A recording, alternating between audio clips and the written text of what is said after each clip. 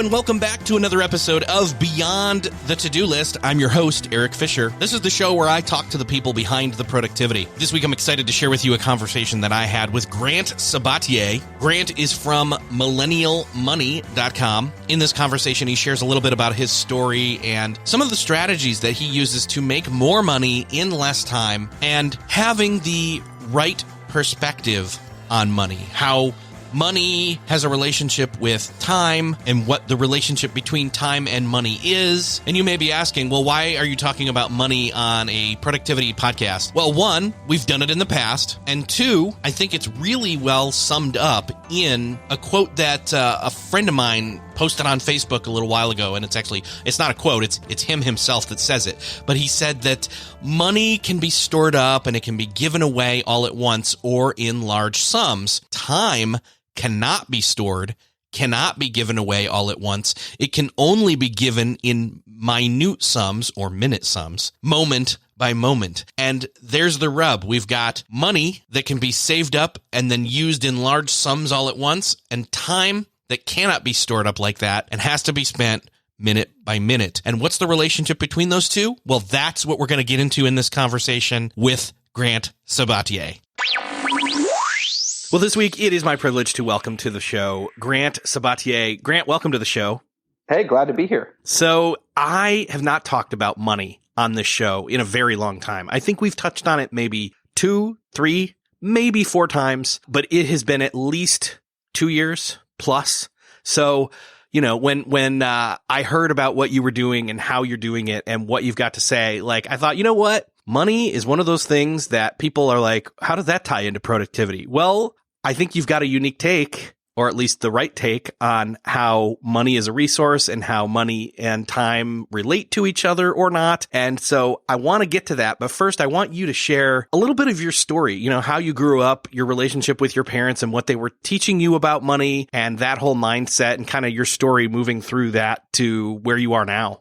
So my parents grew up in rural Indiana, in a town that didn't even have a stoplight when they were a kid. They met in high school, but they grew up with very little money and ended up, getting pregnant in their late 20s after being married for almost a decade. I was kind of unexpected. And once they had me, they kind of looked around at the world they'd grown up in and decided that they wanted to give me a different type of opportunity. And so they packed up everything that they owned when I was 6 months old, and they moved. They left their families. They're the only people who've done that, or who had done that and who have still done that, and moved to the suburbs of Washington, D.C.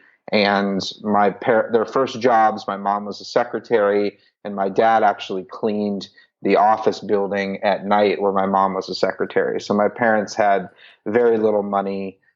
Money was something, you know, as a kid that they talked about a lot. I knew that we didn't have a lot. I knew it stressed them out. It was very present in my childhood. It was just something that was always kind of talked about, always around. And my father, when I was young, he used to tell me kind of 2 things: life is a beach and money is freedom. And as a 5-year-old kid, I didn't understand what either of those meant. But interestingly, you know, in my own podcast, Financial Freedom, my first guest ever was my dad, and I brought him on and I asked him, you know, what did you mean by that? And my entire, you know, growing up, my childhood into high school, you know, I always felt my parents were investing a lot in me. They were making a lot of sacrifices for me. They didn't even start saving for retirement until they were in their early 50s. And, you know, I always tried to take advantage of what I knew were sacrifices that they were making to give me more opportunities than they had. And, you know, I always felt that, you know, it wasn't pressure, but I always could feel that they were putting a lot into me. And so I tried to take every advantage that I could. Went to a good school, studied philosophy. But then after college, this is 2008, I bounced around 4 different jobs and never quite found the right fit. I got laid off twice. This is 2010, you know, Great Recession, and ended up with $2.26 to my name, and I couldn't afford rent. anywhere, and my friends wouldn't let me crash with them. So I had to move back home with my parents. You know, the two people who'd invested so much in me. I had to move back and sleep in the same bed that I slept in as a 7-year-old kid. And they said that I could stay there for 3 months. You know, I'm 24 years old at this time, no job prospects. I'd sent out over 200 resumes without getting a single call back. You know, it was an extremely low point in my life. And I could tell my parents were concerned and not disappointed, just concerned and worried. And I felt a lot of shame. And that's really where my financial journey started, because I started, you know, looking out into the future and being like, okay, how am I going to get out of my parents' house? And B, you know, I can't go back to bouncing around these jobs that I care nothing about, just letting my life kind of tick away with every paycheck.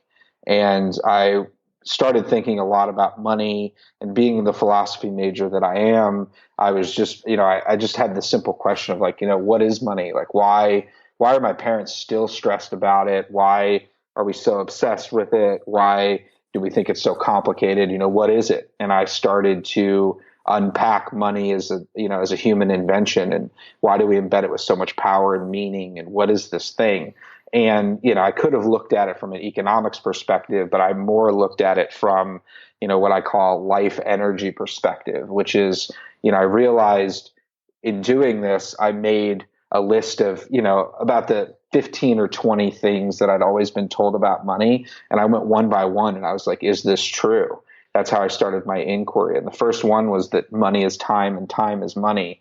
And I realized pretty quickly that that's the biggest sham, you know, ever. We're told that time is money and money is time, but you can always go out and make more money, but you can never get back your time. And in fact, time is so much more valuable than money.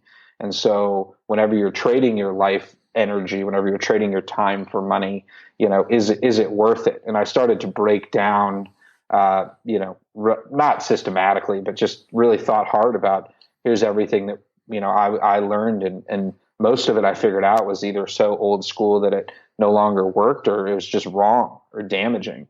And I realized that my parents had been following this advice. Their friends, they were all still working. They were in their early 60s at the time, or around 60 at the time. And I was like, you know, is there a different way to do this thing? And ended up really consuming all the information I could. But, you know, it was a simple Google search that I did around this time period, where I saw a little Google mobile ad, and I'd never seen an ad on my phone before. This is 2010. And I just literally Googled Google mobile ad and saw an article from this company, eMarketer, that projected that jobs managing Google ads were projected to grow 300% by 2020. And so it's a growing industry. And I didn't know what I wanted to do with my life. And I just happened to stumble on, oh, this is a growing industry. And then the second result was Google AdWords University, which is basically the platform, the portal that, you know, you can watch a bunch of free videos and learn how Google advertising works. And so I watched a 2-minute video and thought it was interesting enough. And then I saw that you could get certified by Google for free. And the certification really piqued my interest, because I was like, oh, if I can get a certification, you know, maybe I can get a job. And over the next 30 days, I studied all I could, you know, all the free resources they had, a bunch of YouTube videos, and then ended up getting certified. The test was so much easier. I was so over prepared for it. I put it on my LinkedIn profile, put it on my resume, and ended up literally didn't even know the jobs I was going to apply to. I typed, you know, run Google ads jobs. You know, I did a bunch of these searches and found a digital marketing agency in Chicago, which is where my girlfriend lived at the time, and ended up applying to it and getting the job, and started in a career that I had no experience in. And fast forward 5 years and 3 months later, and I had reached financial independence with over $1.25 million in my investments by the age of 30. And through this process, it was like a super intense 5 years. That's what my book, Financial Freedom, is about. Everything I did during that period, everything I learned, the trade-offs I made. I mean, I was living, breathing, sleeping, making money, figuring out money, reading about money. And I learned so much about obviously how to make it, what holds a lot of people back, what held me back, the challenges that I saw, the information that we're often told that's wrong.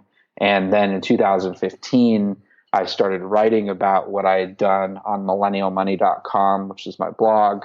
We could talk a little bit more about that, but I ended up getting reader emails that, other people were on the path and they were saving more money, and I was helping a lot of people. And those emails filled me with so much joy that's when, I was someone who never had a purpose in life, never had like, here's my mission. I would have laughed, at myself if I said something like that. But, my purpose really showed up, and I've now dedicated my life over the last 3.5, 4 years to helping other people make more money in less time so that they can ultimately live lives that they love. Because, money only matters if it helps you live a life that you love. And, I spend all my time, flying around the world talking to people about it. I don't manage money. I'm not a financial advisor. I don't have like $10,000 courses or in-person events.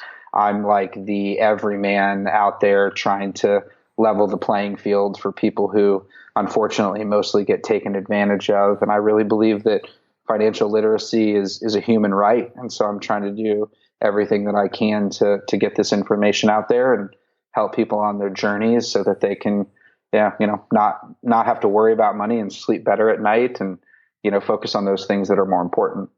That is a great story. I would say that one of the reasons why you were able to achieve what you have is at some certain point, you had that shift in your mindset that you aimed for financial freedom. You looked at money, you analyzed what it was. You decided to have a unique or proper, I should say, perspective on money, but also then time. And time, that time is money, money is time question that you were wrestling with. That's really where we connect in terms of this show and, the whole productivity thing. I mean, when it comes to productivity, like one of the other, key phrase words or whatever you want to call it, SEO, connectors is time management, and that it's about managing your time, and rightfully so, right? Because again, time, you can't make more time. You have a certain amount of time and then it's gone. And it's about doing the best or the most or all of the above with your time, as long as you've decided what it is you're doing, as long as you decide how to do the right things with your time. That's what we spend a lot of time on this show talking about. But I would love to hear, what is the difference between money and time resource wise, and how are they connected as well? Yeah. So a lot of people, they think that, we're always told that money is time. And, as I mentioned, time is so much more valuable. But, what most people do is they get up, they, spend 40 years, the best years of their life, during the most productive time. I mean, all the studies show that we have more energy between, 7 a.m. and 7 p.m. when we're, working or commuting to our job. And so we end up spending the best time of our life, trading it for money. And we go and we clock in and we clock out, or we're salaried. And, the interesting thing, maybe not interesting, but, a lot of people are making a lot less money than they realize, because they think, oh, I'm making, $50,000 a year, and then they break it out and they're like, okay, I'm making about $40 an hour, but they don't factor in all that time that they spend, because of their job, that they wouldn't have to spend if they didn't have to work for money.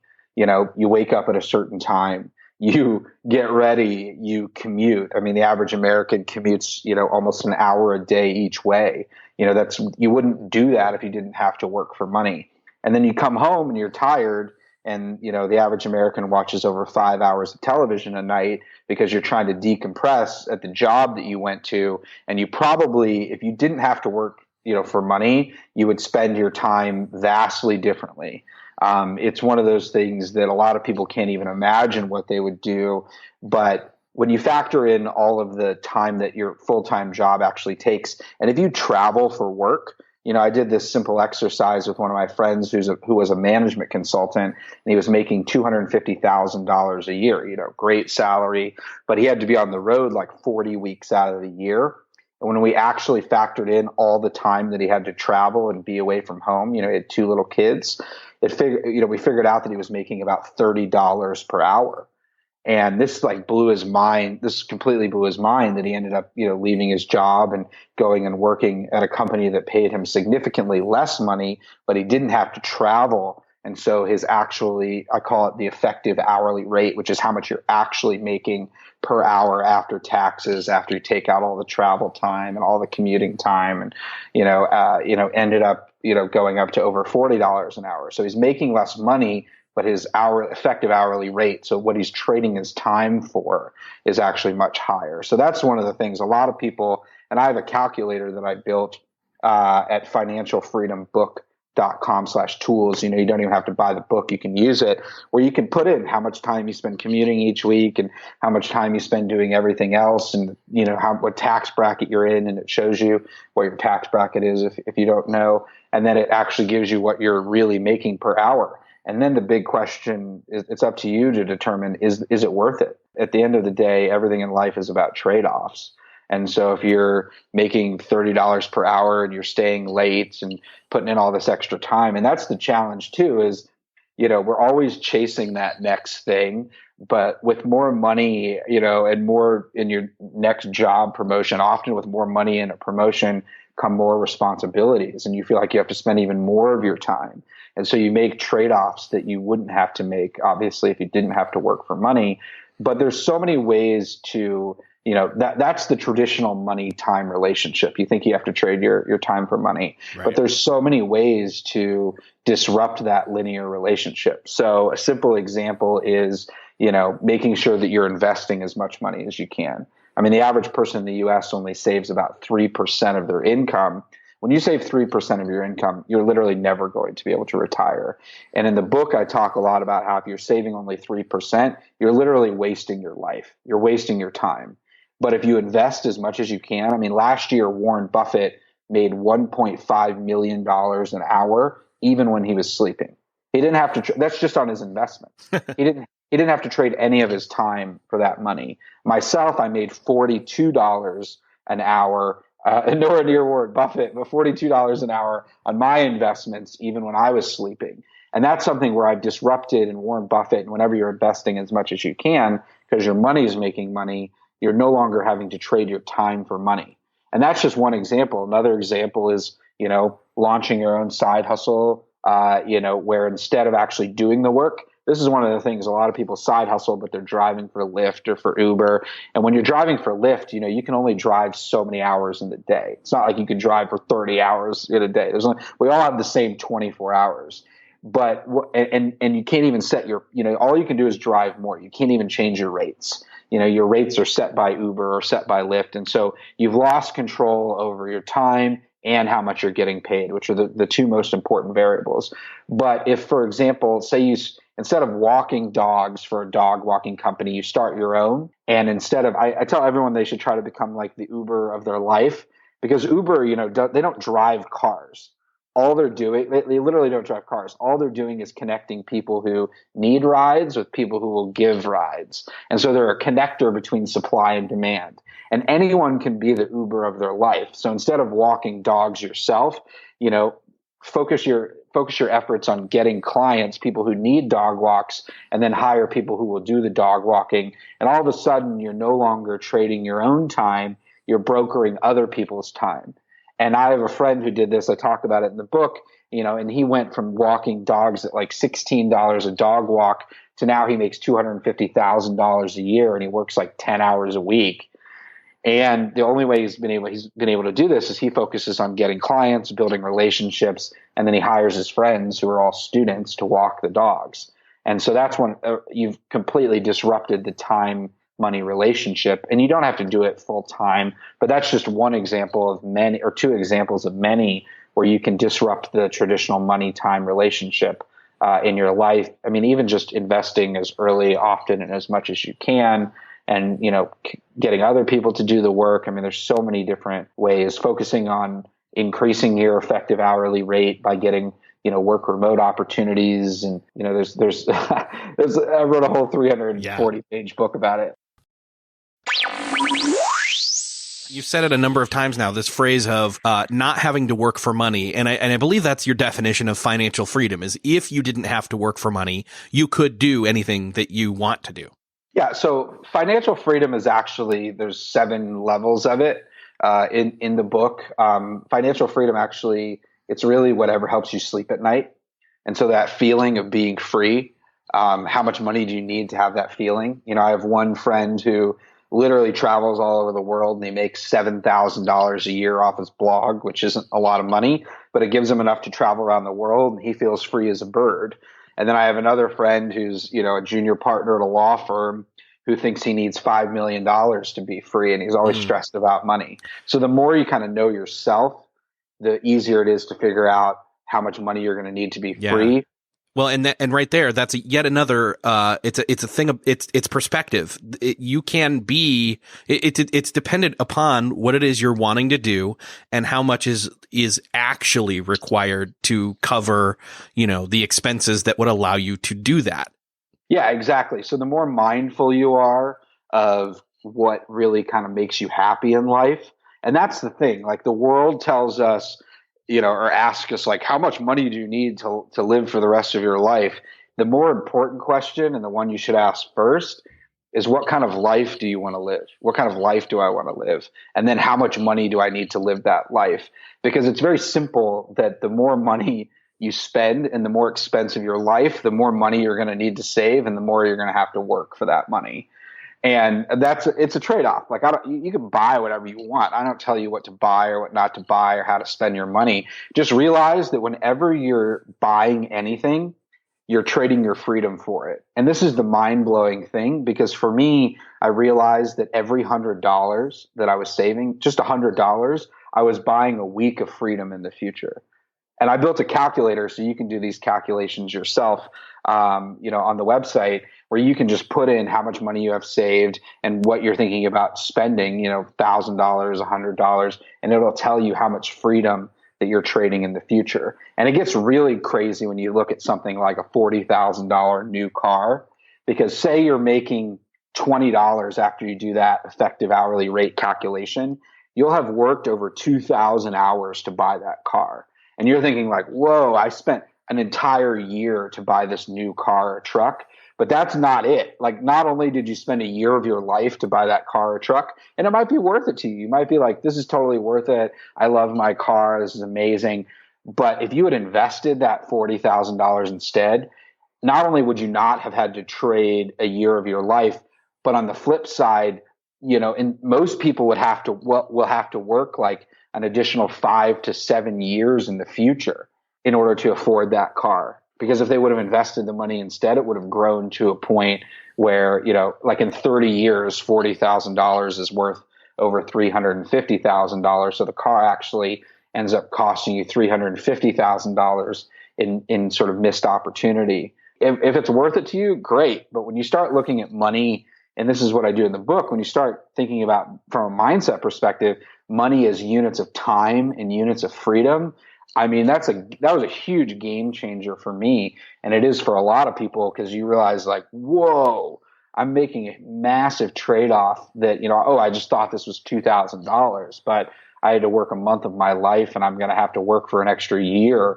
in order to afford this in the future. Yeah. And the thing here is that what you were just describing with the car wasn't something that you would catch if you were looking at numbers on a page in terms of just budget and savings and all of that. It's the hidden cost of time hidden, you know, inside of the, you know, the charges of the money that you're not paying attention to. Absolutely. I mean, no one teaches this. Like no one, there's like not another book on this. You know, it's like, that's the thing, is like, I was like, so, I mean, there's one book that I read when I was 24. It's called Your Money or Your Life. And it gets at this issue of like, whenever you're working, you're trading time, but it doesn't go as far as helping you calculate how much time you're actually trading in the future, you know, how much freedom you're trading. And at the end of the day, it's up to you to decide whether you're worth it. And the interesting thing, the thing I really love about your show, you know, is this, you know, how do you optimize your time? How do you make the most of it? And investing your money and having a good relationship with money is the best way to save your time. So much more valuable than like habit stacking and scheduling every 15 minutes of your day and productivity journaling. Like the secret sauce is making sure that whenever you're trading your time for money, that you do the right thing with your money, because that's so much more valuable than making sure that you spent your, morning well. The net impact of it is so much greater. And that's one of the things we can get into this if you want. I'm actually, the quantified self movement, the productivity journaling, all that stuff. I won't say I'm critical of it, but I often think it makes you focus at a granular level on something that really isn't as impactful as, other things. Sure. Well, I mean, you can get into the weeds so much that you're spending time thinking about how you spend your time as you're spending your time on things you shouldn't be spending your time on. Exactly. Potentially, because for some people though, spending their time maybe doing that journaling is how they're going to figure out what they can be the Uber in, or they can come up with the idea of, being the 7-year-old kid on YouTube who's doing toy unboxing reviews for the most amount of money possible on YouTube right now. Right. Right. Yeah, exactly. And the important thing also is you don't have to always be productive. That's one of the biggest things that I learned in this entire journey is I always felt stressed out by, get up, have your lemon water, do 10 minutes of meditation, drink your green juice, take your cold shower, all the habit stacking and all that 15 minutes. One of the things that I realized is that life tends to be richest when you let go of some of your habits, when you let go of some of your expectations, because sometimes you just need to just exist and let life show up. And that's when you end up being the most creative. And, it's a paradox where you end up getting the richest value out of your time when you let go of it a little bit. And that's one of the things that, I had to learn, because I used to, I was up at 5 a.m. fitting everything in, and I realized that I wasn't leaving much space for life to happen. I was trying to over optimize my life in a lot of cases. And I was so obsessed with making the most of my time that I ended up not making the most of my time. What you're getting at right there, I think a lot of people can identify with, because one, they're listening to this show to get hints and tips and tricks. And and I hope I deliver more than that. I always aim to, but they're coming at time with the model that a lot of people apply to, supply and demand and, money, which is this scarcity model, but they're applying it to time. Yeah, absolutely. Absolutely. And it's the same reason that I'm so critical of budgets in the book is, I think a lot of people a lot of people in life, a lot of personal finance experts, they tell you to cut back on the coffee or the latte or the glass of wine, when in reality, what moves the needle is you're going to save the most amount of money on those, just like you're going to save the most amount of time on those areas where you spend the most amount of money or where you spend the most amount of time. And so people they try to go right to the side hustle, or they try to go right to launching their own company, when in reality, you should start by optimizing the area where you're making the most money, which is your full-time job, and make sure that you're getting as much money as possible out of it, in addition to using it as the best launching pad for the future. And the same thing goes with the average American spends 70% of their income on housing, transportation, and then food. You get the most savings by cutting back on your housing and transportation, not by just cutting back on all those small purchases that tend to make us happiest. So we always, as a culture, default to this scarcity mindset where it's all cut back, cut back, cut back.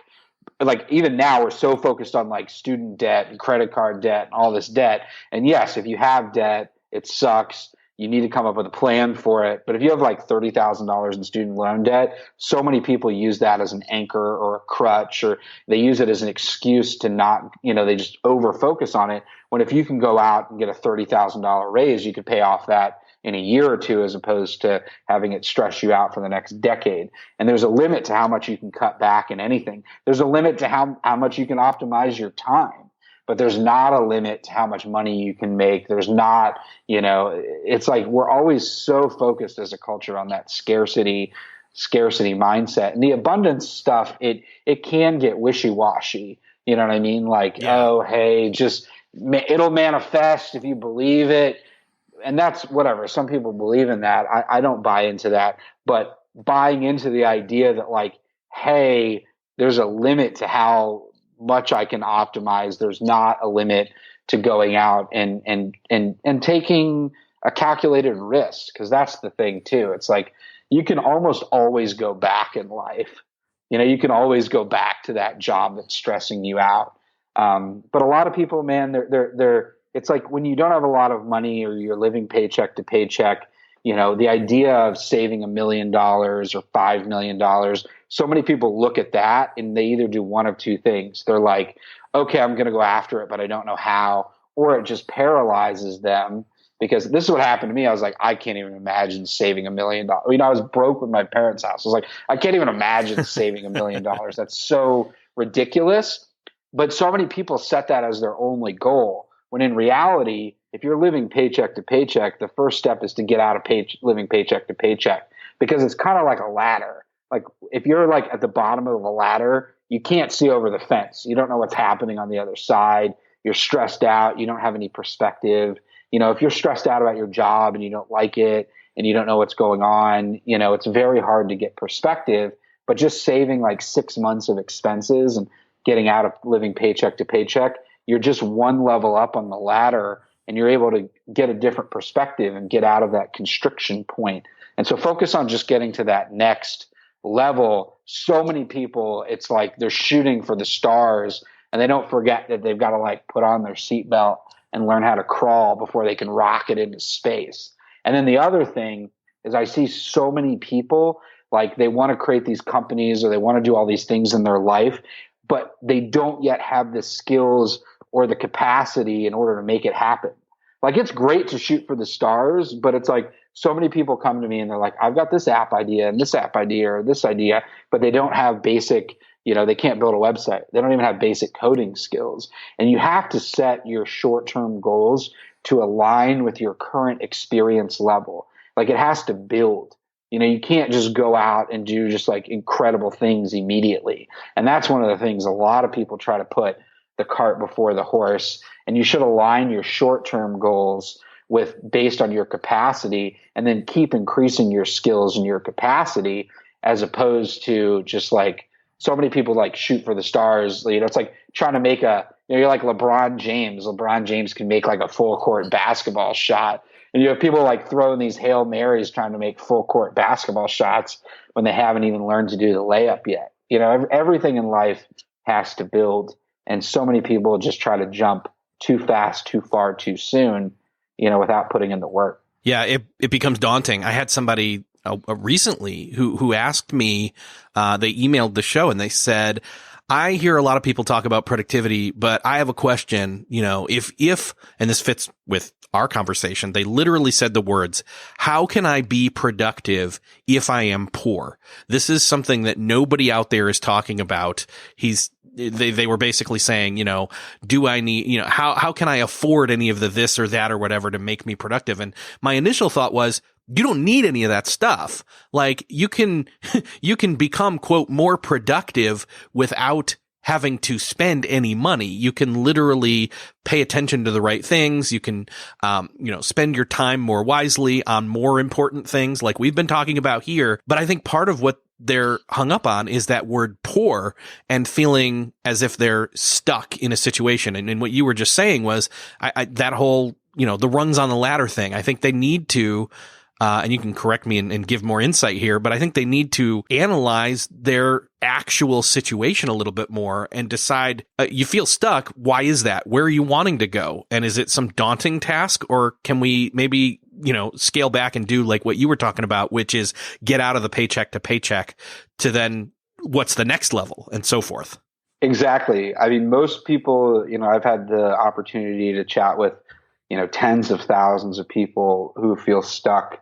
And a lot of times, because I'm coming in as just an outside observer, you start to see similarities in people.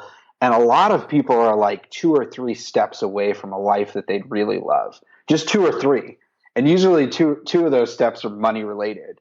And so to your point, when you're poor, when you don't have anything, when you don't have a lot of opportunities, getting to that first rung of the ladder, which is escaping living paycheck to paycheck, that is so much harder for you than it is for someone who's come out of college and had every advantage. But that you need to put everything that you have into that goal. That it's like that is where you need to get, because once you get there, you're going to feel so much more in control, so much freedom. But escaping it is harder for some people than others. But it doesn't mean it's impossible. It just might take you longer. I've gotten emails from people who, had literally nothing. I mean, people who grew up, super poor on welfare with nothing. And the way they were able to get out is they had to escape living paycheck to paycheck. And some of them, it started with saving, $10 a week. And it took them 3 or 4 years to have enough money to escape. But they got there. It might take you 2 or 3 or 4 years to get to that point. But the thing is, that's the hardest thing that you're ever going to do in your life. Once you get past the first level, the next level is always going to be easier. Like the first $10,000 you save in your life is without a doubt the hardest level, like the hardest level. Like the next 10,000 is so much easier. And that goes with any amount of money. But so many people, they're often like, they see that, oh, I'm never going to have all of that. And so they don't even try, or they psych themselves out. And I mean, the reality is the cards are stacked against so many, but that doesn't mean it's not possible. I mean, there's just countless stories of people who've gotten out of those situations. And yes, it might be harder for you. And it probably is harder for you, but there's examples and more all the time of people who are doing it. You just have to make that your singular goal. We often get trapped in like the daily stress and we get all wound up. And, when you look at all the data, it's very expensive to be poor. I mean, it's very expensive when you have no money in your bank account and you're getting charged $35, overdraft fees. And, when you don't have any money and your car breaks down and you have to go, take out, a high interest rate payday loan in order to pay for your car repairs. And all of a sudden you've got a 20% loan that you get stuck in. It's very expensive to be poor. There's a great book, Hand to Mouth, written by a woman who, incredible book. There's a new book called Made. That's an incredible book, both written by people who were poor and had nothing. And it talks about kind of their life and how it's so expensive to be poor. But it's possible. It's certainly possible. Well, and this is where optimizing your full-time job, like you were talking about, comes in, because, if you have an existing flow of income, other than if you can say suddenly ask for a raise and get more, like then you've got to tighten it up on the other end and optimize. Yeah, absolutely. Yeah, absolutely. Skills really are future currency. And that's why I do meet a lot of people, from a diner waitress to a Lyft driver to, so many people who are living in paycheck to paycheck situations and jobs.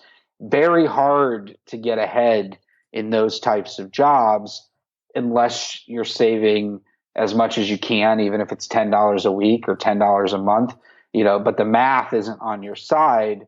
But, there are so many, I tell every Uber and Lyft driver that I ever have about, my own story of learning Google AdWords and, the skills that I built. Like, you can learn them all for free on YouTube. You don't need a college degree. All you need to do is get Google certified, and you can get like a job making $60,000 as your starting salary in almost any city in the US. And then within 2 years, because there's so much demand, you can be making 6 figures. It's like one of the fastest paths to 6 figures without a college degree. But we live in a world where people think they need a a master's degree or they need to go to school to learn all these things. But there's more and more free and great resources where you can learn a lot of things that are monetizable and, skills in that sense. But the hard thing is a lot of people who are stuck in those situations, they don't know that there are other ways and there are other paths and there are other, things that are possible, because just as a culture, once again, we're back in that scarcity mindset. And we live in a very predatory culture where, the education system sells you on the idea that you need a certain degree or expensive degree in order to get a job. But thankfully, that's becoming less and less important. So for somebody who is just getting started, like they're hearing what you're saying, it's resonating with them. They realize, you know what? Maybe I have settled. Maybe I have believed that I have to trade literally my time for money, and I want to stop doing that, but I don't know how to progress forward. What are those initial steps?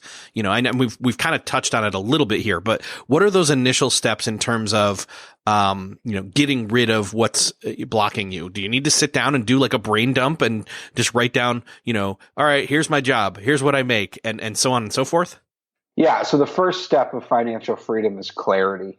I mean, in order to get anywhere you want to get in life, you have to start with where you are and get really clear on where you are. And that means with your numbers. I walk through a step-by-step process in the book, and I built a calculator for it, just how to calculate your net worth. That's the first thing you need to do. And your net worth is just your assets minus your liabilities. Your assets, anything that you could sell worth anything, and minus your liabilities, which is your debt, how much you owe people, whether it's credit card or student loans or personal debt or mortgage or car payment.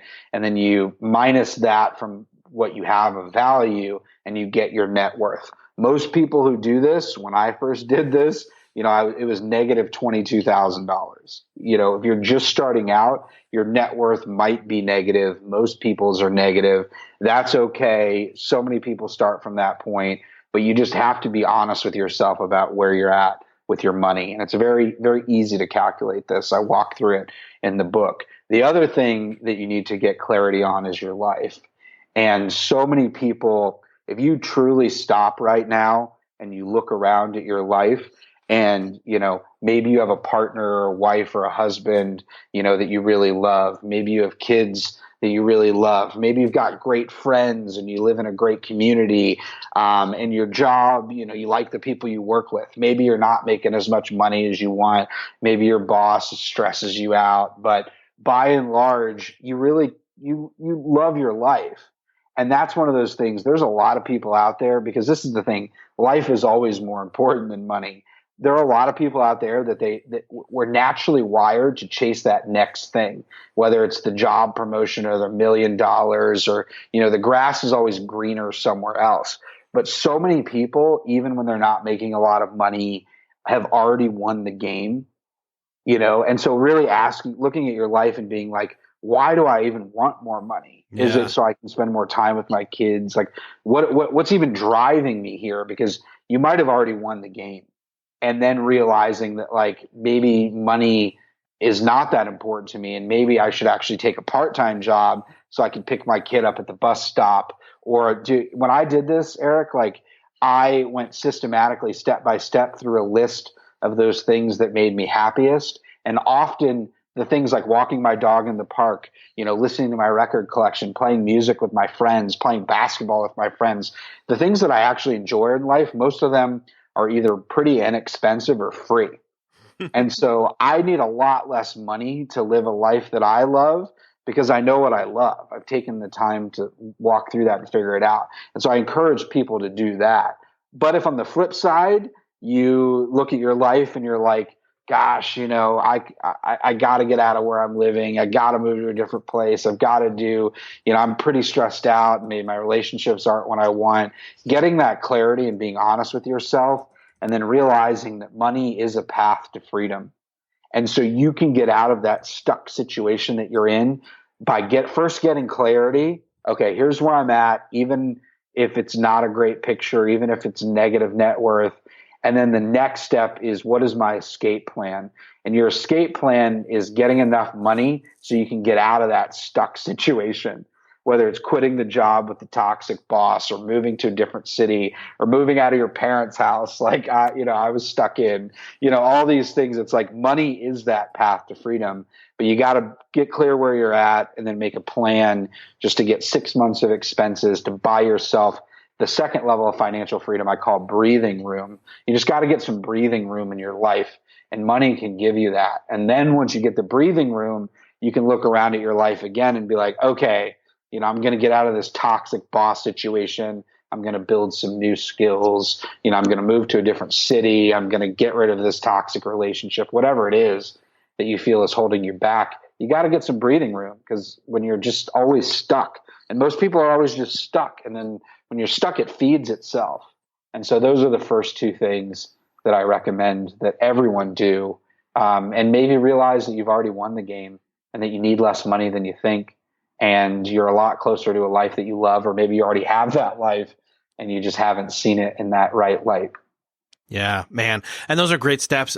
There's so much more in the book, Financial Freedom, a proven path to all the money you will ever need. And again, it's not just about making more money for the sake of making more money. It's about being free financially and knowing exactly how much you need to be that way. And I think that this is, core. It's core. Like, you got to know this stuff. So, I'd love for people to go check out the book and grab the book for that matter. Where's the best place for you to have people check it out? Go to your independent bookstore. Most bookstores should have it. If they don't, they can order it for you. If not, Financial Freedom on Amazon, it's the bright blue book. Or if you're international, look at financialfreedombook.com. That's the book website. You can figure out where to buy it internationally. It's coming out in a bunch of different languages.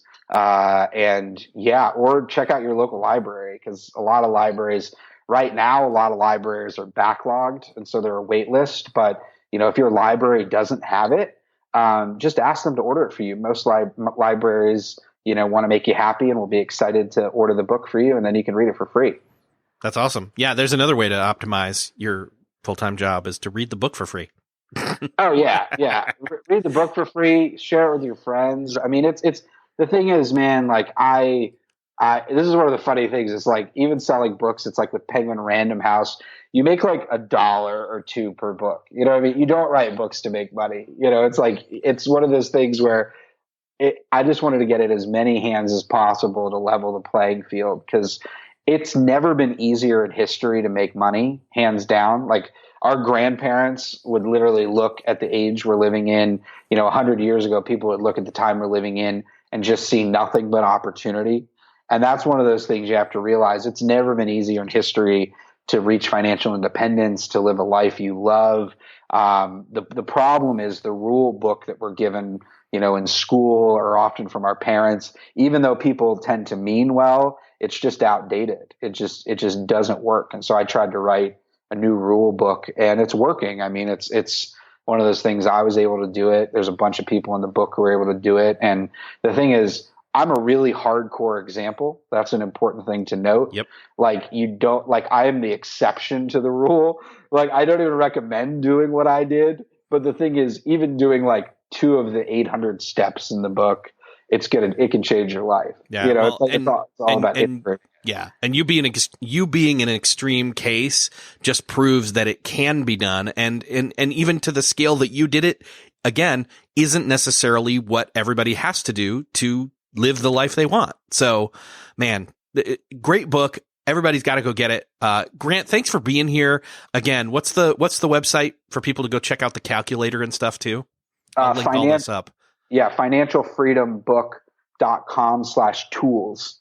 So there's like 8 calculators that follow the book, and they're all free. They work on your phone. And yeah, that's where you can learn about the book and connect with others. There's like, a private Facebook group that if you read the book, you get into. There's already, a bunch of people in there chatting and sharing their strategies. And, I want to support you in any way that I can. Perfect. Awesome. Grant, thank you so much for being here. I really hope people take this message to heart and to their head and learn and get clarity. So thanks for being here. Yeah, thanks, Eric. I appreciate it and hope you have a good day.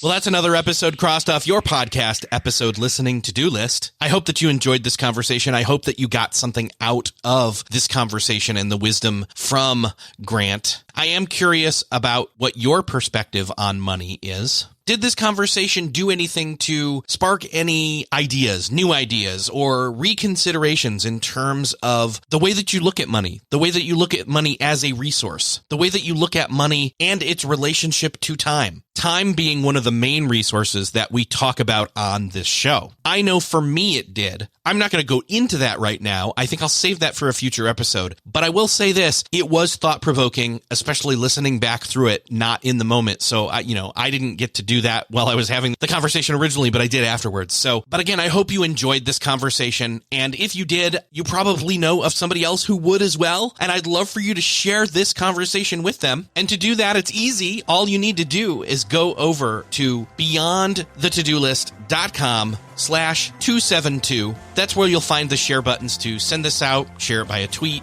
Facebook, email, whatever. Or if literally you want to share it while you're listening to it on your phone or in your podcast player of choice, that is cool as well. Just think of that one person, or multiple people for that matter, that you know would love to hear this or need to hear this, and hit that share button. I would be really grateful. Thanks again for listening. I'll see you next episode.